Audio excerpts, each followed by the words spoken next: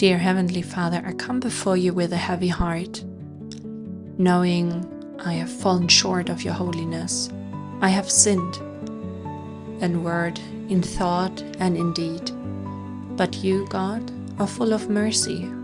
You are slow to anger and abounding in steadfast love.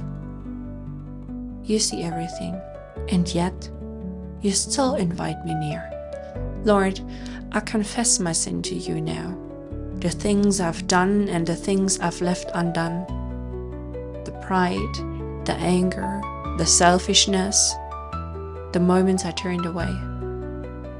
Your word says, if we confess our sins, you are faithful and just to forgive us. So I trust you, Lord. I bring my sin to the cross.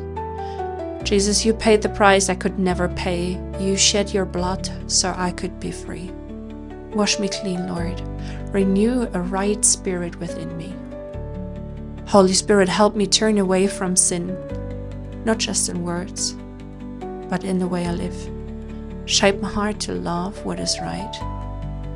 Lead me in your ways, God. Thank you for your grace. Thank you for the cross. Thank you for never giving up on me. I receive your mercy now. I walk forward in freedom. In Jesus' precious name I pray. Amen.